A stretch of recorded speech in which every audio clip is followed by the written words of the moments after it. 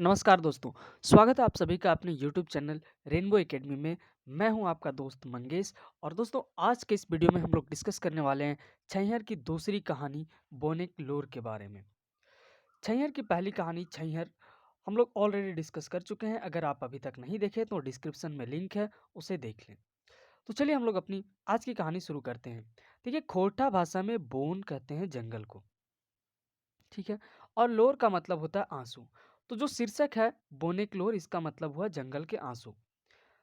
इस कहानी में जंगल और आम जनता के बीच कोई संवाद संवाद को दिखाया गया है। दोनों के बीच में बातचीत होता है, उसी को दिखाया गया है।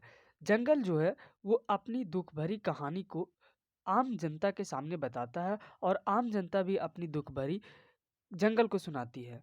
यह कहानी जो है वो पर्यावरण पर आधारित है। और इसमें जंगल का मानवीकरण किया गया है। मानवीकरण करने का मतलब है कि जब प्राकृतिक चीज़ों को मानवीय भावनाओं के होने का वर्णन किया जाए तो उसे मानवीकरण कहते हैं, ठीक है? तो जंगल जो है वो एक प्राकृतिक चीज़ है। अब उसको बातचीत के माध्यम से उसमें मानवीय भावनाओं को दर्शाया गया है, वर्णन किया गया है इस कहानी में। इसीलिए हम ये कह सकते हैं कि जंगल का मानवीकरण किया गया है। तो जब जंगल स्वयं अपनी बीती बातों को आम आदमी से सुनाता है, तो आम आदमी जो है, वो भी अपनी बातों को जंगल से सुनाते हैं। जंगल कहता है कि सरकारी कर्मचारी का व्यवहार, सरकार की गलत नीतियाँ और आम आदमी की लापरवाही के कारण वनों और जंगली जीवों का क्या हो रहा है? नुकसान हो रहा है। ठीक है? किसके कारण से? सरकारी कर्मचारी के कारण से और सरकार की गलत नीतियों के कारण और आम आदमी की लापरवाही, इन तीनों के कारण जो है वो जंगल और पर्यावरण का क्या हो रहा है? नुकसान हो रहा है। गाँव के लोग भी जंगल को अपना दर्द सुनाते हैं। ठीक है? वे बताते हैं कि जब हम दतून और पतय और खेती-बाड़ी के लिए थोड़ी बहुत भी लकड़ी लेने जाते हैं, तो हमें पकड़कर जेल में भेज दिया जाता है। जाड़ अब देखिए, कहानी यहाँ से शुरू होती है कि जाड़ समाप्त होने वाला होता है। ठीक है? लगभग-लगभग समाप्त, मतलब आप कहिए कि फरवरी का महीना होता है जिसमें थोड़ा-थोड़ा ठंडा लगता है। तो सुबह जब हल्का-हल्का ठंड लग रहा था, जिसे हम महू जाड़ कहते हैं। ठीक है? तो जहाँ जंगल में महुआ, केंदुआ और सैरा आदि के वृक्ष है, वहाँ पहाड़ के नीचे प्रत्येक साल आग लग जाता है। अब ये आग लगता कैसे? तो इस आग के कारण जंगल में जितने भी छोटे-मोटे वृक्ष होते हैं, वो सब जल जाते हैं। ये आग आदमी लगाता है। क्यों लगाता है? तो इस समय महुआ का सीज़न होता है और वो महुआ चुनने के लिए महुआ के पेड़ के नीचे जितना भी पत्ता होता है, काँटा होता है, उसे साफ करने के लिए वहाँ पे आग लगा देता है। अब इससे होता क्या है कि आग धीरे-धीरे पूरे जंगल में फैल जाता है और जंगल को नुकसान होता है। इससे जो जंगल का राजा है, जिसे वन राजा कहानी में कहा गया है, वह दुखी हो जाता है और वह कहता है कि लोग अपनी सुविधा के लिए बाँस, काठ और लकड़ी ले जाते हैं, इससे मुझे कोई दुःख की बात नहीं है। इससे जंगल को कोई दुःख नहीं होता कि जब उसके पास से लोग लकड़ी या वगैरह ले जाते हैं अपनी सुविधा के लिए। लोगों को मैंने मतलब जंगल ने फल-फूल, जलावन, कुर्सी, टेबुल और छत बनाने के लिए लकड़ी दिया। जिसको अपनी जीविका चलानी होती है, मतलब बहुत सारे ऐसे लोग होते हैं जो जंगल पे निर्भर होते हैं, जंगल की चीज़ों को बेच के वो अपनी जीविका चलाते हैं। इसलिए जंगल कहता है कि जिनको अपनी जीविका चलाना है, वो हमसे अर्थात जंगल से कुछ लेते हैं, तो मैं उन्हें क्षमा कर सकता हूँ। किंतु जो लकड़ी को चुरा कर बाज़ार में बेचते हैं, उनसे मेरी चिढ़ है। यदि वे मुझे रुलाकर चोरी-छुपे मुझे उजाड़ रहे हैं, मेरे सुंदर फुलवारी को, मेरे सुंदर घर को उजाड़ रहे हैं, तो मैं उनसे नाराज़ हूँ। ये सारी बातें जंगल कहता है लोगों से। अब जंगल की इन बातों को सुन के आम लोग कहा कि आप जितना दुखी हैं ना, हम लोग भी उससे कम दुःख नहीं है। जिस तरीके से आपके आँसू को कोई नहीं देखता, वैसे ही हम लोगों के आँसू को कोई नहीं देखता है। ना तो सरकार देखती है और ना तो सरकार के नौकर-चाकर देखते हैं। इस अंधे सरकार की बेईमान नौकर-चाकर, यहाँ पे बेईमान नौकर-चाकर जंगल विभाग को कहा गया है, तो हम लोगों को सताते हैं। अब आम आदमी बोलता है कि ये जो सरकार के बेईमान नौकर-चाकर हैं, ये भी हम लोगों को सताते हैं। चूल्हा में जलाने के लिए जब लकड़ी लेने के लिए हमारी बहू-बेटियाँ जंगल जाती है, तो उन्हें ये लोग बेइज़्ज़त करते हैं। जवान लड़कियों को डरा धमकाकर इज्जत लूटने की कोशिश करते हैं। वो तो ये 10-5 की संख्या में लड़कियां रहती है, इस कारण से बच जाती है। वैसे में इन लड़कियों पर चोरी का आरोप लगाकर उनसे रुपया वसूला जाता है। अगर लड़कियां विरोध करती है तो उन्हें मारा पीटा जाता है।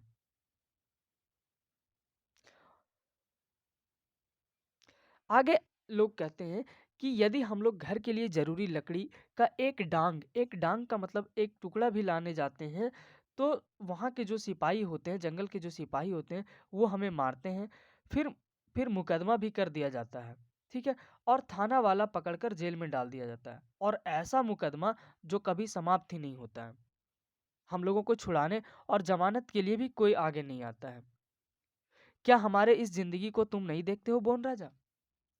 ये लोग कहते हैं जंगल से कि इस जिंदगी को क्या तुम नहीं देखते हो बोन राजा? बोन राजा ने कहा कि मैं सब देखता हूँ, सब समझता हूँ, किंतु मैं भी मन मार के रह जाता हूँ।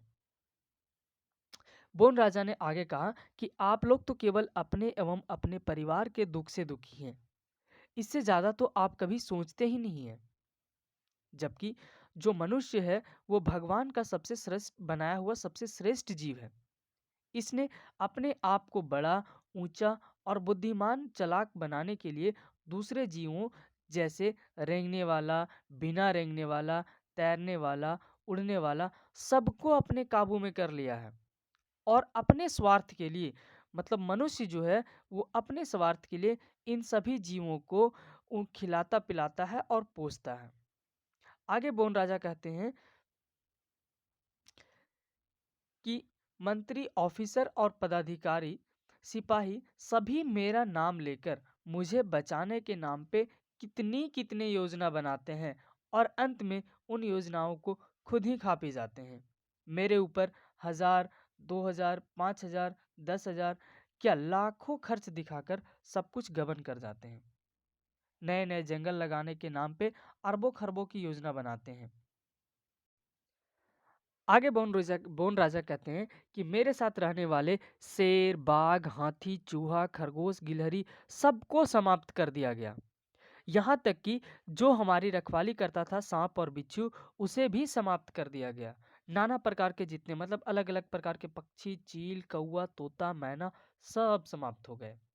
वर्षा में मोर मोरनी जो नाचते थे सब खो गए। कोयल की कूक भी अब हम नहीं सुन पाते हैं, क्योंकि जंगल उजड़ रहा है। तो जंगल में रहने वाले जितने भी जीव हैं वो भी अब नहीं रहे। ये बात करते करते बोन राजा रोने लगा और कहा, जो सर्वाधिक शुभचिंतक था, मेरा जो सर्वाधिक जंगल का जो सर्वाधिक शुभचिंतक था, हाथियां हाथियां उनके भी घरों को आप लोग उजाड़ दिए। यही कारण है कि आज हाथी आपके खेतों को रौंदता है, किसी के घर में तो बस या तो फिर बस्तियों में प्रवेश कर जाता है। मुझसे हाथी भी कम दुखी नहीं है, वो भी बहुत दुखी है। क्यों? उसके घर को आप लोग छीन लिए हैं, तो वो जाएगा कहाँ? आज उसका घर और मकान नष्ट किया जा रहा है। आखिर वो भी तो एक जीव है। बोन राजा आगे बताते हैं कि तुम्हारे जैसा चिंतनशील, मननशील और भावपूर्ण भाषापूर्ण उन हाथियों का भी एक समाज है। यदि उनको कष्ट दोगे तो हाथियों द्वारा बदला जरूर लिया जाएगा। जिसकी आप प्रथम पूजा करते हैं उनके ही घर को आप उजाड़ देंगे तो इसका परिणाम भोगेगा कौन? इसके बाद बोन राजा मन ही मन सोचने लगते हैं कि आदमी बहुत चालाक है और सबसे बड़ा चालाक आदमी आदमी होता है। सबको बहलाकर फुसलाकर जितने भी सजीव और निर्जीव चल अचल है सबको अपने काबू में कर लिया है। केवल अपने स्वार्थ के लिए आदमी ऐसा करता है, किंतु एक दिन आदमी को समझ में आएगा कि जब उसे इस जंगल की जरूरत पड़ेगी।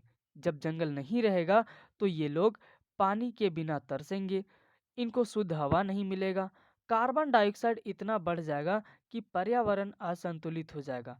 तब ये लोग हमारे चरणों में गिरेंगे, इसके अलावा इनके पास कोई उपाय नहीं रहेगा।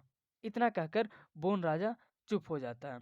तो दोस्तों, आपको कहानी कैसे लगी कमेंट करके ज़रूर बताएं और उन दोस्तों के साथ शेयर करें जो कोटा भाषा की तैयारी कर रहे हैं। आगे के अपडेट के लिए चैनल को सब्सक्राइब कर लें।